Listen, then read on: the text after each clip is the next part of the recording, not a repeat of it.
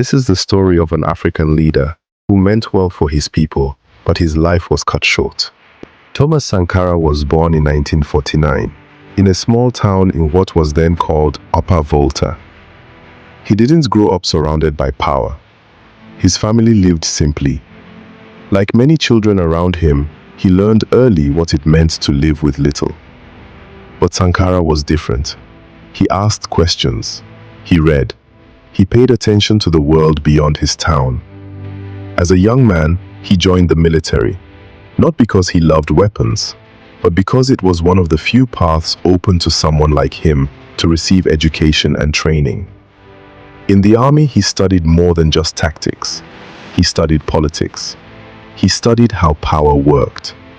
And he began to see how deeply unfair the system around him was. When Sankara started speaking about change, people noticed. He spoke about dignity, about how a people cannot truly be free if they depend entirely on others to survive. He believed that poverty was not natural, that it was created by systems, and systems, he believed, could be changed. When he became prime minister, his words became even bolder. He spoke directly to the people. He criticized corruption openly, and that made powerful people uncomfortable.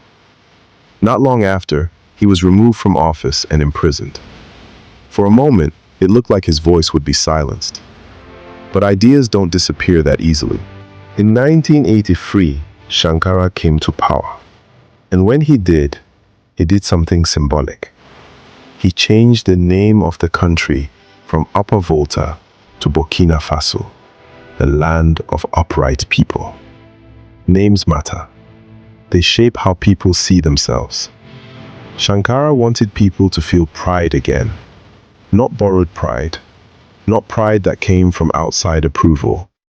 But pride rooted in who they were.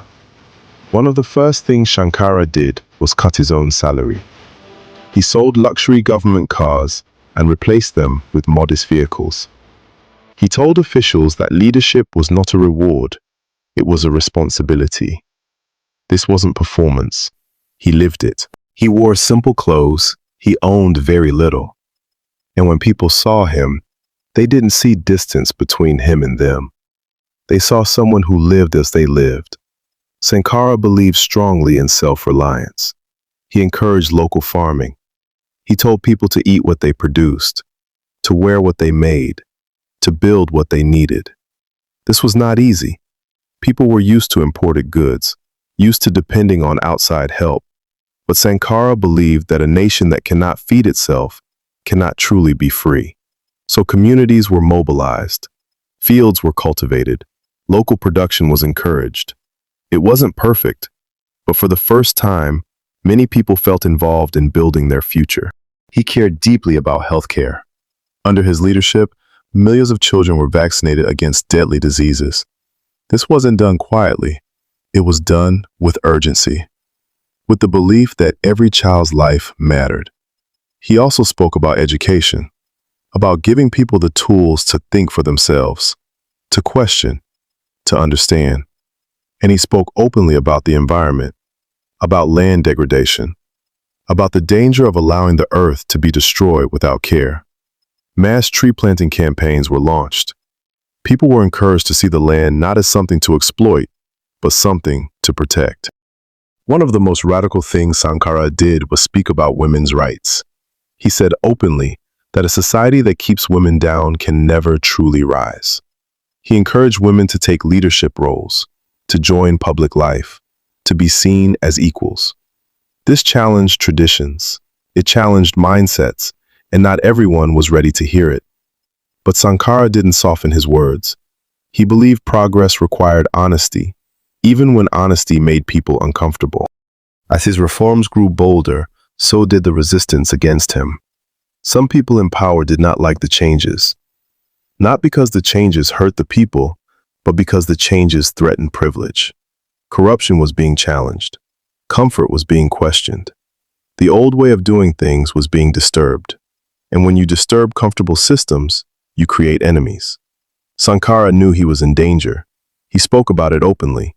He once said that a revolutionary could be killed, but the ideas would remain. Those words would later feel haunting. His life was cut short, suddenly, violently. On October 15, 1987, Sankara was assassinated by troops led by Blaise Compaoré, who assumed leadership of the country shortly thereafter. Compaoré retained power until the 2014 Burkina Faso uprising. In 2021, he was formally charged by a military tribunal with the murder of Sankara and found guilty. If you enjoyed our story today, please subscribe to our channel for more interesting African stories.